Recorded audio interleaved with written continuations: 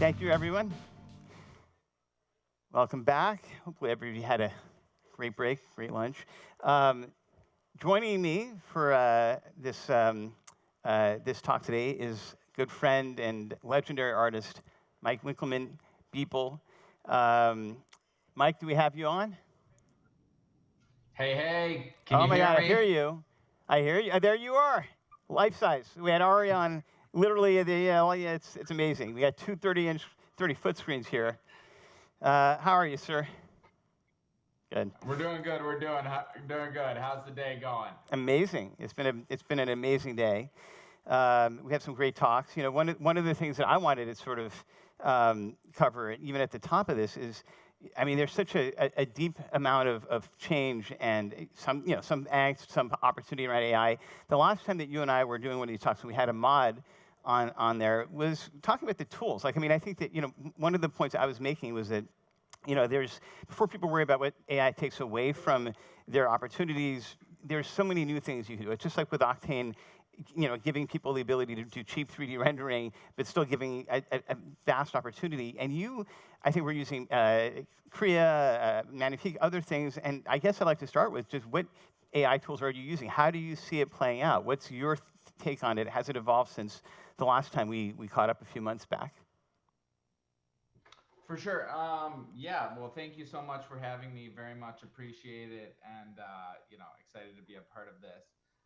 Yeah, I think the tools really, to me, have just are progressing so fast that Yeah. it's so hard to keep up with it. I've used quite a lot of different sort of tools throughout the last few years here, from a bunch of stuff with sort of stable diffusion and comfy UI workflows, to a bunch of the different video generators now with Kling and Luma and Yeah. Pika and Have you tried Minimax Higgsfield? and all those things. What's up? Have you tried Higgsfield, the one that's been out a couple of I weeks? just tried It's Higgsfield, pretty yeah, good. with all the like crazy camera movements and Yeah. stuff, and like, yeah, it's insane how many of them there are and how fast they're progressing. And obviously, the new 4.0 image update is Yep. just insane. And so, to me, I just see these as all having a massive, massive amount of opportunities. And I think especially combined with understanding of 3D workflows, there's just so many things that you could do now, and it just feels like such an exciting time to be able to be creating things with just you know ideas that you can sort of flesh out in an afternoon that would have just taken like Yeah. months before. To me is such a exciting, inspiring time. Yeah, and it's funny. I mean, I've been also, I use all the tools, everything that comes out. That's why I was, mentioning the Higgsfield one.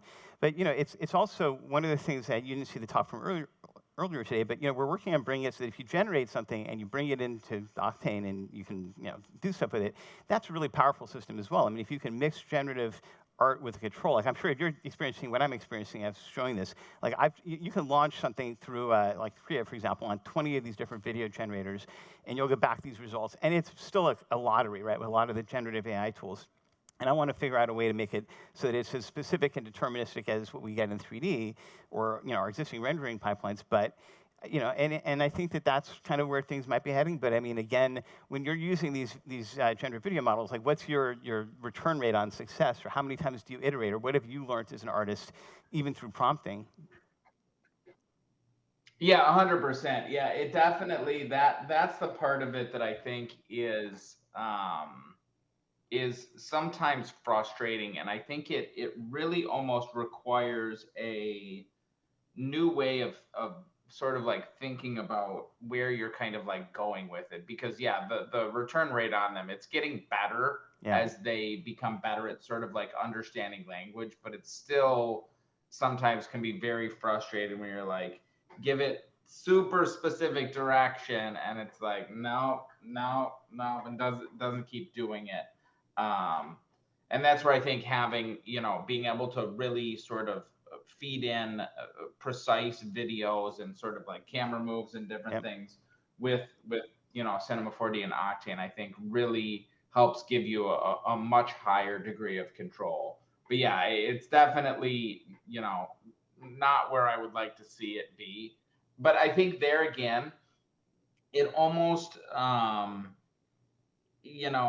was talking to somebody yesterday who was uses this for sort of like client work, and they were talking about how we almost need to sort of like think a bit different Yeah. about how you sort of like approach what you're looking for, what you're trying to get out of it, because it doesn't have super precise controls yet, but it has the ability to make a lot of things. And Right. sometimes that's actually like having a bit looser idea of what you're sort of like going after. I think in the end can let you be open to sort of like happy accidents and like detours that you wouldn't normally do, and sort of like looking at that and sort of readjusting your expectations or readjusting how you're sort of like creating, I think can help you use these tools in a way that speaks to their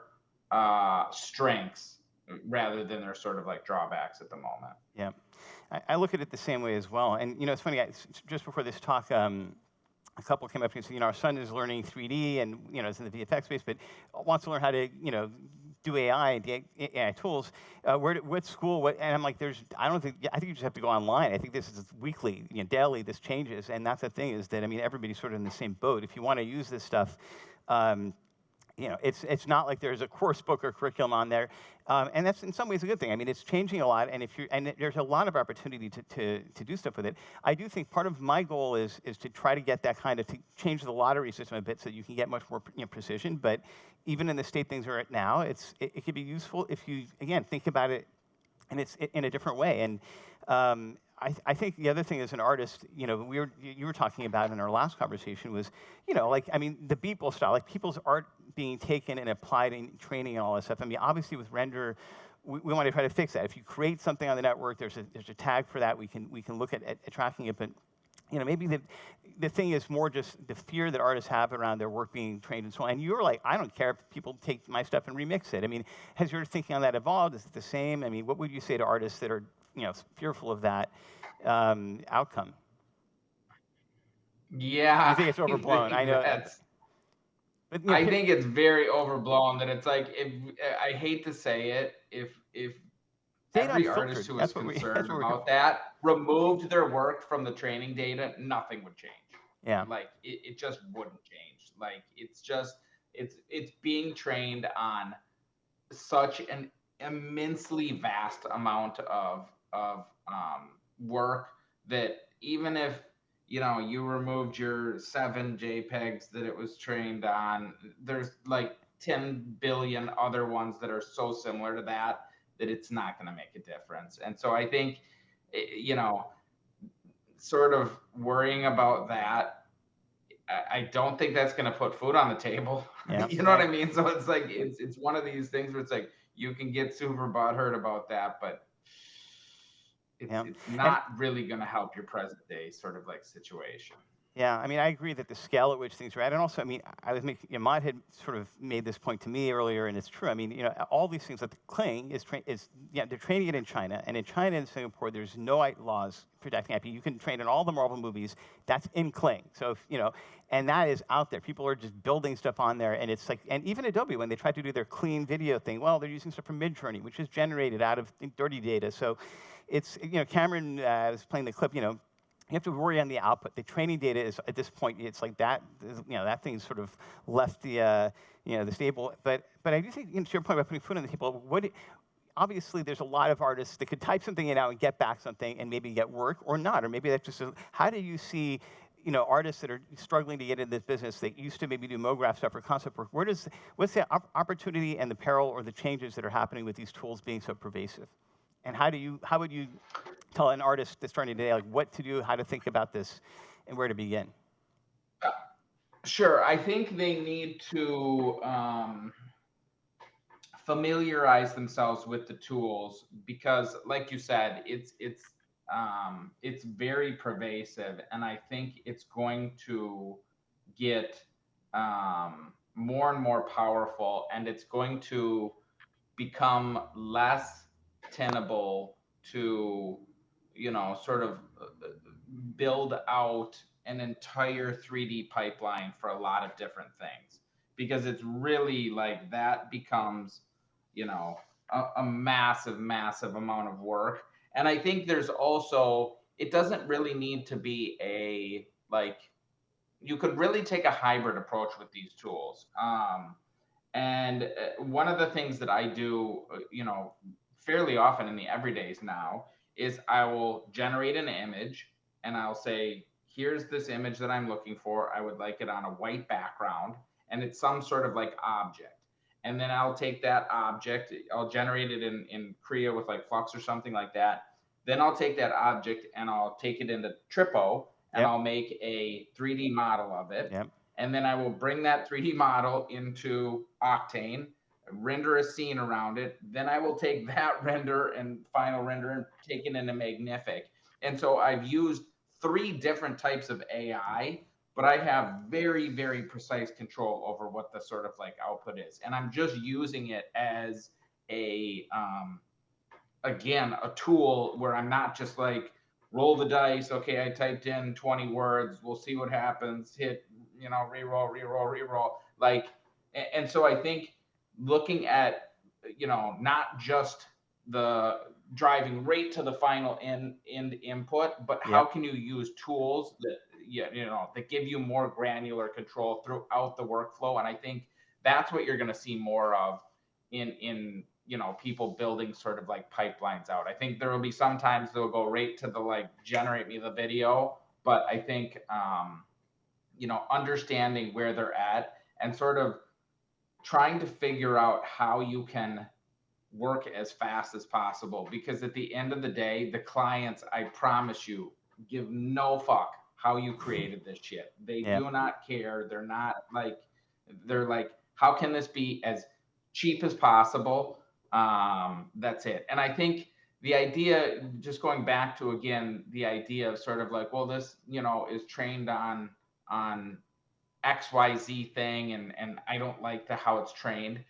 If there are no open source sort of like models, the option is that only the tech companies who have massive amounts of money to buy huge swaths of images, Yep. they control the entire thing. And so it's sort of like, that doesn't seem better. Like, Yep. I think having open source models that anybody can use to have, a alternative to just playing in the giant tech company sandbox, to me actually seems the most fair. Yeah, and I want to hone down on a point you were making about your workflow, because I was showing in my presentation, the part where you get your precision is Tripo. And I was showing you in my slides earlier, going to Korea, taking 2 images, right, sending it to Tripo, and getting back a mesh that was usable in Octane. Didn't even know you were, I mean, I suspected that, so if you're doing, sure, that changes the game. And I think that one of the things that we're working on that I was showing is that, well, if you can generate into the mesh and not have to go through Tripo and not, in one step in the tool, that would be a big deal. And I think that's sort of where, you're reinforcing, I think, a point I was thinking myself about, is that that's where these things converge in a really powerful way, where we're going to be doing whole new stuff. And you're right. I mean, it's like when you're trying to do something, every day is right. The timeline of being able to just iterate, versus like modeling something which is tedious or building, that's really powerful. And I do think that, your point about the stuff, the training, is like, we're so beyond that as well in these things. I think it's much more about the artist to get work when there's AI. It's like, does the client not need the artist anymore, which is always a fear that, well, they're just going to type it in and get the thing they want. But my thing is, there's still there's an artistry to using these tools.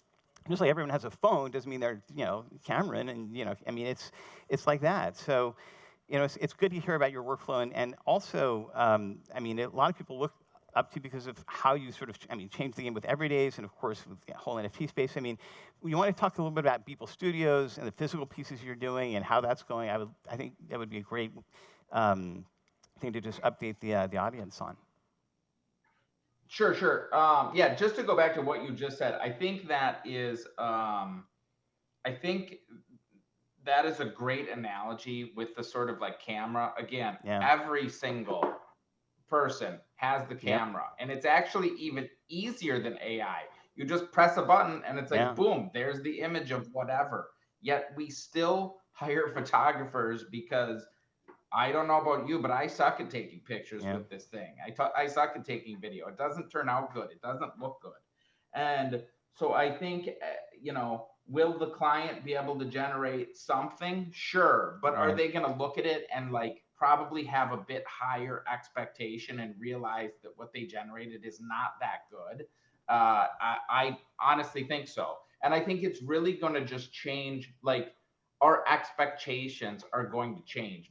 Whereas you might have done one, 30-second commercial and it took you 3 months, you're going to do a 30-second commercial and it's going to take you 3 days. Yep. And so you're just going to do like 30 of them. And, it's just going to change in terms of like how much output each person does. But it's still going to take somebody who is very good at these tools to do it, because I think there's this, like, who people who are not familiar with the tools just have a gross misconception that it's like AI did this. And it's Yeah. like, I would love to see that tool where AI just magically does something that's actually interesting, because I think AI has really raised the bar in terms of creativity, Yep. that you have to make something that's super interesting and super new and novel. Just having, shiny whatever is kind of like, you see that now and you're like, it's fine. Like it doesn't True. matter. Yeah. And so in terms of, how we're using it in the studio here, we're using it on a number of the sort of like sculptures like Human One, but really trying to embed it into the sculpture in a way where, it's a necessary part of the artwork that couldn't exist without it. And I think you're going to see more art that sort of utilizes AI in that way, and more different things that utilize AI in a way that they're not just a shortcut to get to the end point faster. They give you an ability to make something you just fundamentally could not have made otherwise. Right. And I think, to me, those are the most interesting use cases for AI, not just, speeding up things, but making things we couldn't Yep. have made without it. Yeah, no, I agree, and that's sort of been my experience as well. Is that it's interesting where there's something that just feels like it would have been impossible to do unless you had a little piece of generative, like a node or something. And that is definitely really interesting possibility. And but I am curious also, on the physical art side of things, and even with the studios that you started, which is amazing. Yeah, I mean, let's talk about that for a little bit. I mean, I keep seeing that the events you're having. I mean, let's sort of touch on that a bit and just tell the audience a little bit about what you're doing at Beeple Studios. And I think it's just great stuff, and I want to definitely spread the love a little bit around that. Sure, sure. So the studio, that's where I am right now. We've got a 50,000 square foot studio in Charleston, South Carolina. Okay. And this is where the physical artworks are made. And they're, if you've not seen them, you Google sort of Human One is the most kind of like popular one.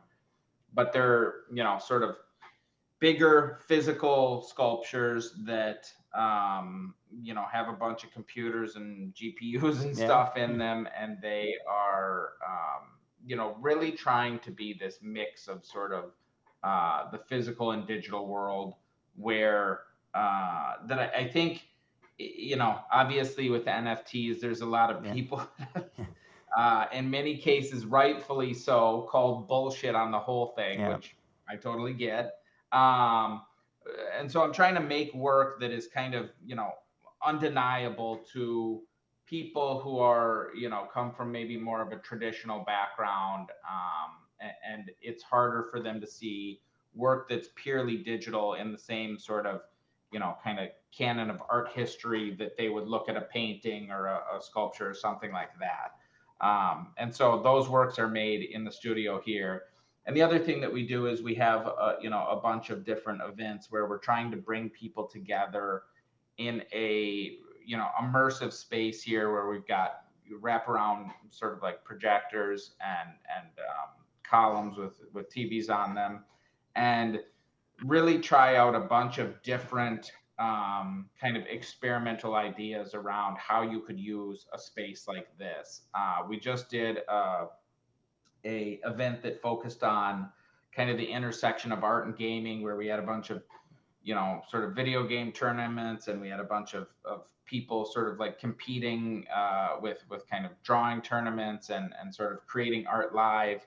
And before that, we had like an election night watch party where we had, a bunch of different news feeds and a marching band and hot dog eating contest, and just really sort of like trying to play with ideas about uh, kind of pointing to what I think museums will sort of evolve to in the Yeah. future when they all have a very digital immersive space.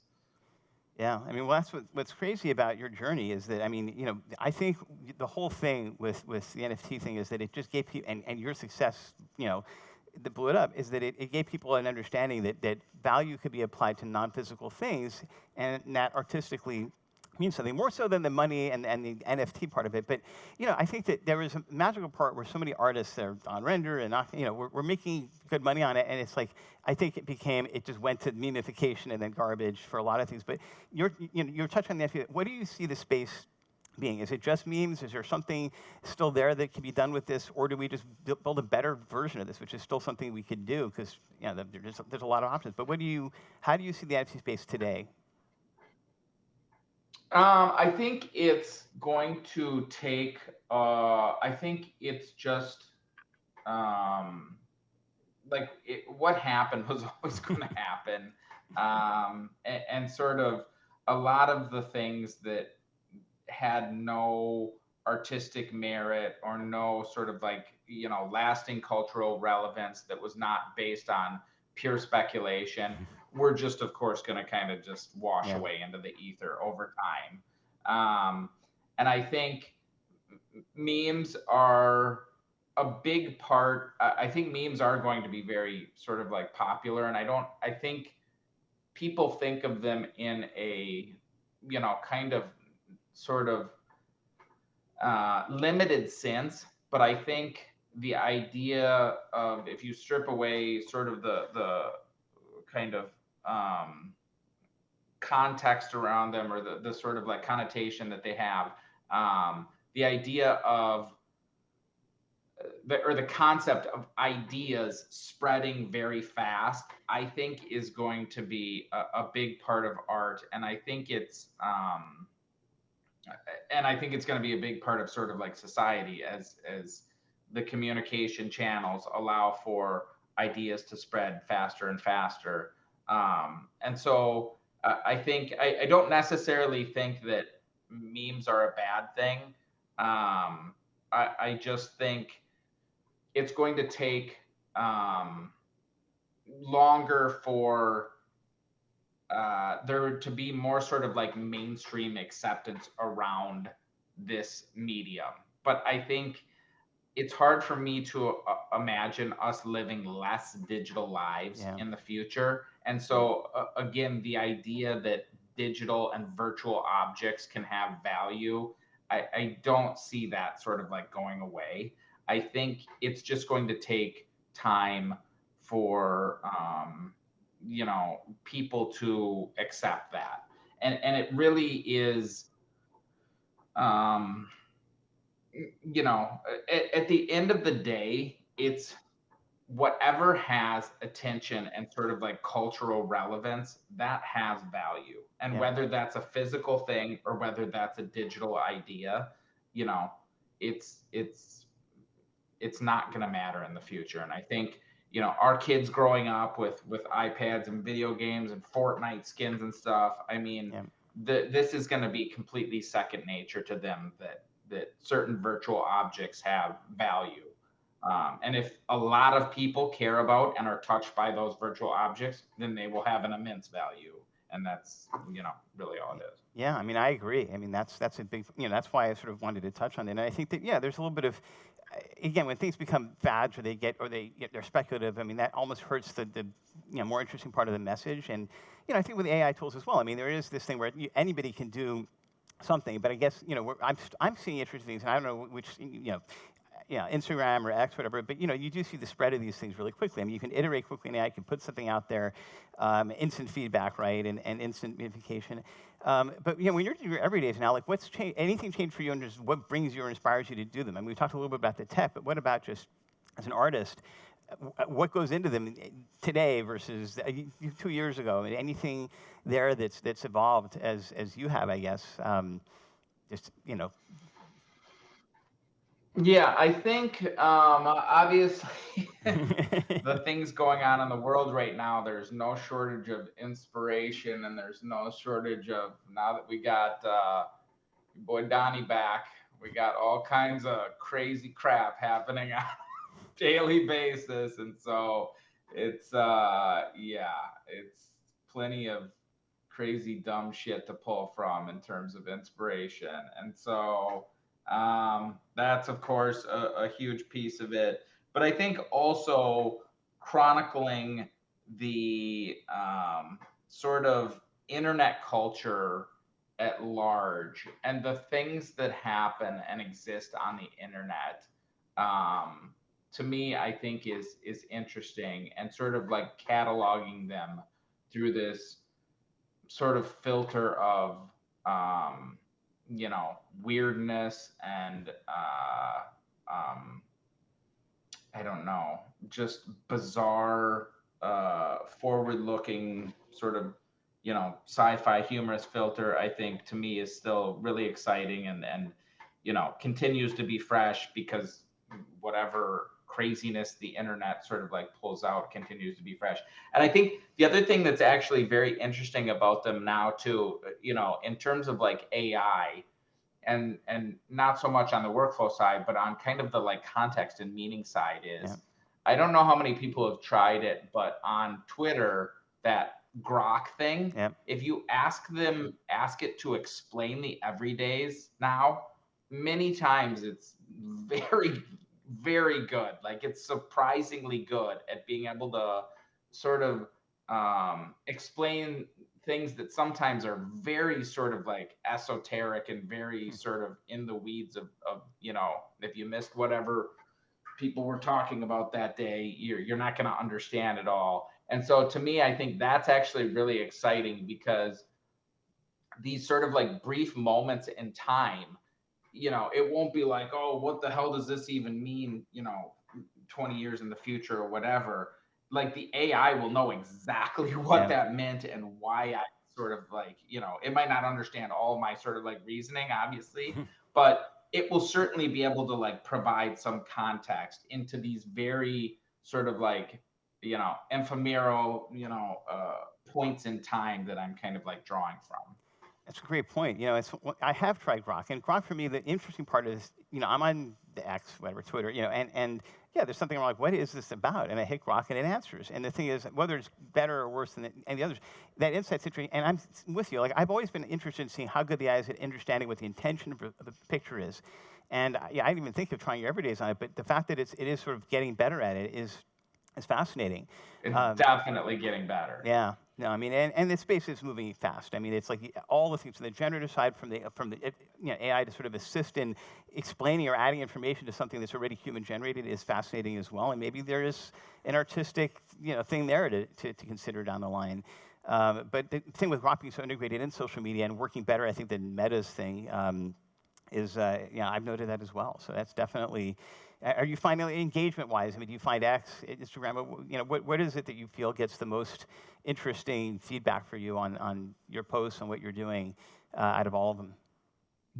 I mean, Well, yeah. let's just say I'm in a naughty timeout in on Instagram right now, because I was bullying Joe Biden, Oh, geez. and I didn't so I even got put in the penalty box. naughty boys Oh shadow no. ban time there. And so yeah, I don't super love that, but it's very tough because the audiences on both, X, Twitter, whatever, and Instagram are quite different. Yeah. X with sort of like crypto Twitter tends to be more sort of like conservative and sort of like pro-Trump.